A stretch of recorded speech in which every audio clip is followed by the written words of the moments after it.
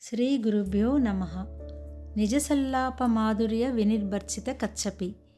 సరస్వతీదేవి కచ్చపి వీణపై వాయించే స్వరాల మాధుర్యానికి మించి సంభాషణా మాధుర్యాన్ని కలిగి ఉన్న అమ్మ. సరస్వతీ వీణ పేరు కచ్చపి, విశ్వావసు వీణ పేరు బృహతి, నారదుని వీణ పేరు మహతి, తుంబురుని వీణ పేరు కళావతి. సంగీత స్వరాలు కానీ చిలుక పలుకులు కానీ అమ్మ పలుకులకు పోలిక కుదరదు.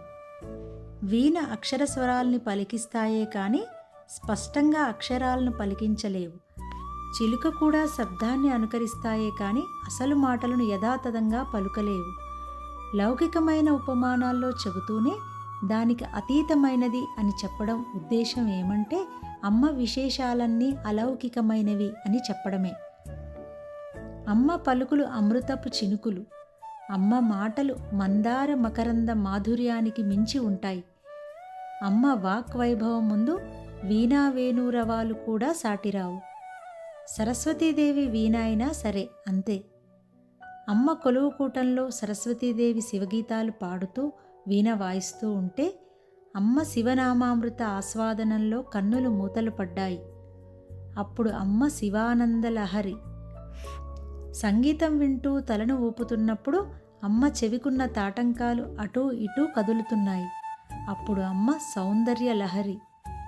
అమ్మ బాగు బాగు అంది మెచ్చుకోలుగా. ఆ బాగు బాగు అన్న మాటలు వీణానాదం కంటే గొప్ప మాధుర్యాన్ని కలిగి ఉన్నాయి. వెంటనే సరస్వతీదేవి వీణకు గలీబు కవర్ క్లాత్ను తొడిగేసింది. మన విద్వత్తుకు కారణమేదో ఆ కారణానికి కారణం అమ్మ. అందుకే వినయంతో వీణ వాయించడం ఆపింది సరస్వతి. సాక్షాత్తు చదువుల తల్లి సరస్వతియే వినయం చూపించినప్పుడు ఇక మనమెంత వినయంగా ఉండాలి? విద్యా వినయేన శోభతే. విద్య వినయం ద్వారా శోభిస్తుంది.